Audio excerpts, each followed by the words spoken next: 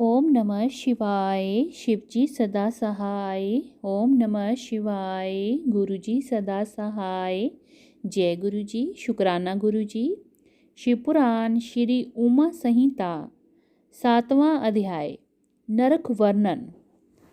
सनंत कुमार जी ने महामुनि वेद व्यास से कहा, हे महामुने, इस संसार में पाप करने वाले सभी मनुष्यों को जमलोक जाकर अपने पापों का फल अवश्य भोगना पड़ता है।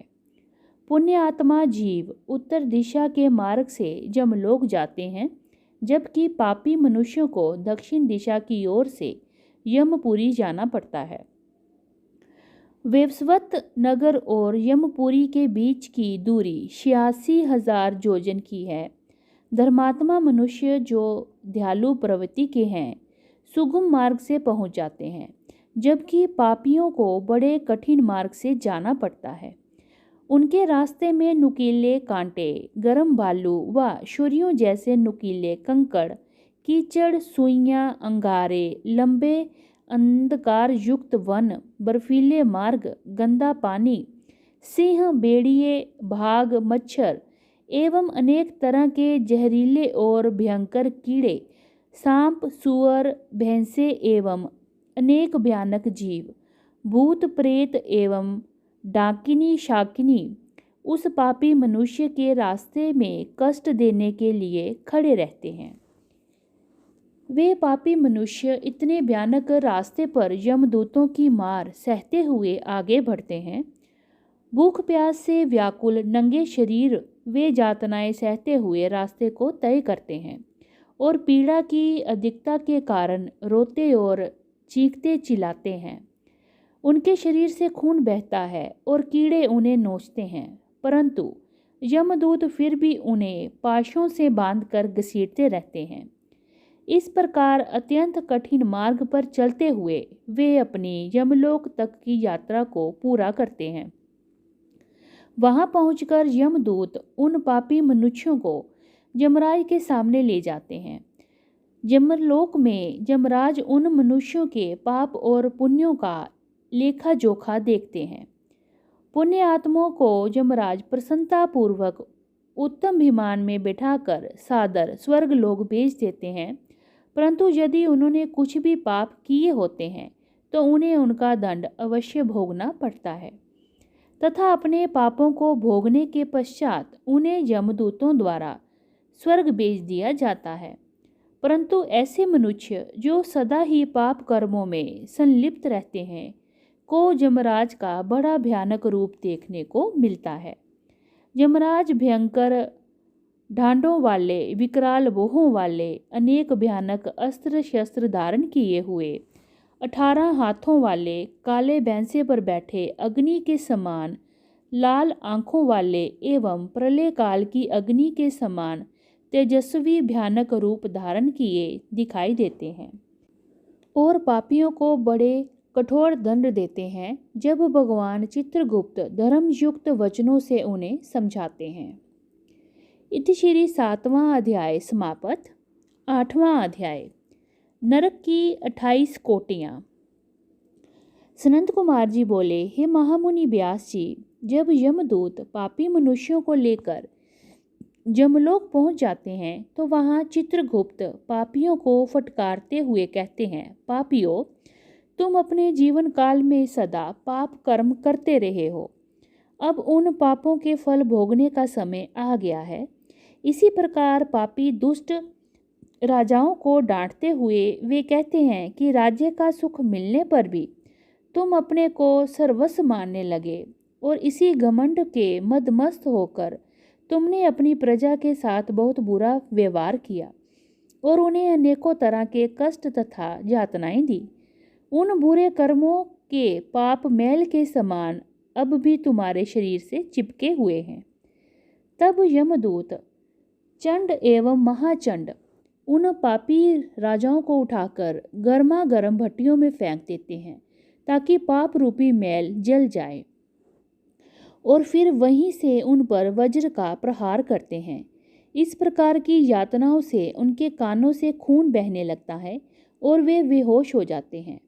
तब वायु का स्पर्श कराकर उन्हें पुनः होश में लाया जाता है। तत्पश्चात उन्हें नरक रूपी समुद्र में डाल दिया जाता है। पृथ्वी के नीचे नरक की 7 कोटियां हैं जो कि घोर अंधकार में स्थित हैं। इन सब की 28 कोटियां हैं।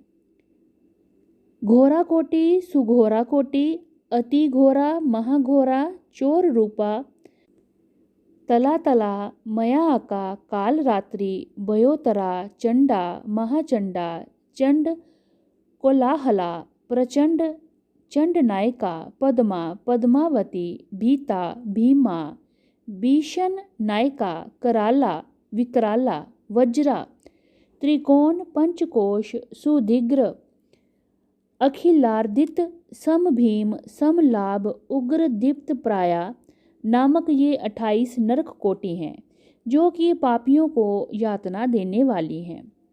इन नरक कोटियों का निर्माण पापियों को यातना देने के लिए ही किया गया है। इसके अतिरिक्त इन कोटियों के 5 नायक भी हैं। यही 100 रोरप्राक एवं 140 महानरकों को महान नरकमंडल कहा जाता है। इति श्री 8वां अध्याय समाप्त। 9वां अध्याय साधारण नरक गति। सनत कुमार जी कहते हैं, जिस प्रकार सोने को अग्नि में तपाकर ही कुंदन बनाया जाता है, उसी प्रकार पापियों की जीवात्माओं को भी शुद्ध करने हेतु नरक की अग्नि में डाला जाता है। सर्वप्रथम पापियों के दोनों हाथों में रस्सियों से बांधकर उन्हें पेड़ पर उल्टा लटका दिया जाता है। उनके पैरों पर लोहा बांधा जाता है ताकि दर्द से तड़पते हुए प्राणी अपने द्वारा किए गए पापों को याद करें। तत्पश्चात उन्हें तेल के उबलते हुए कड़ाहे में इस प्रकार भूना जाता है जिस प्रकार हम बैंगन भूनते हैं। फिर उन्हें अंधकार युक्त कुओं में धकेल दिया जाता है, जहाँ पर अनेकों प्रकार के कीड़े एवं भयानक जीव उन पर चिपट जाते हैं, उन्हें नोचते और खाते हैं। इस प्रकार पापी जीवों को अनेक प्रकार की यातनाएं भोगनी पड़ती हैं। फिर कुओं से निकालकर उन्हें पुनः नरक में फेंक दिया जाता है। वहाँ पर उनकी पीठ पर बड़े बड़े हथौड़ों से, जो कि तपाए होते हैं, उनकी पीठ को छलनी कर दिया जाता है। कहीं उन पापी आत्माओं को आरी से चीरा जाता है। फिर उन पापात्माओं को मांस व रुधिर खाने के लिए बाध्य किया जाता है। इस प्रकार वह पाप आत्मा मनुष्य अनेकों कष्टों को भोगते हैं। उनका शरीर अनेक प्रकार की यातनाएं भोगता है। तत्पश्चात वे जमदूत पापियों को निरुद्धवास नामक नरक में डाल देते हैं। यहाँ रेत के भवन होते हैं जो कि भट्टी के समान तप कर उन्हें पीड़ा पहुँचाते हैं। वहीं पर पापी प्राणियों के हाथ, पैर, सिर, माथे, छाती और शरीर के अन्य अंगों पर आग में तपते हुए हथौड़ों से एक के बाद एक अनगिनत प्रहार किए जाते हैं। तत्पश्चात उन्हें गर्म रेत में फेंक दिया जाता है। फिर गंदे कीचड़ में फेंक दिया जाता है। कुंभीपाक नामक नरक में पापात्माओं को तेल के जलते हुए कड़ाहों में पकाया जाता है। फिर लज्जाभक्ष सूची पत्र में डाल दिया जाता है। वहाँ इन्हें धधकती हुई अग्नि में फेंक दिया जाता है।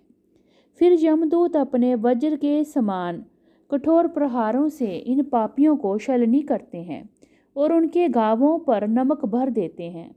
उनके मुंहों में लोहों की कीलें डाल दी जाती हैं। इति श्री 9वां अध्याय समाप्त। ओम नमः शिवाय। शिवजी सदा सहाय। ओम नमः शिवाय। गुरुजी सदा सहाय। जय गुरुजी। अनंतम अनंतम शुक्राना गुरुजी।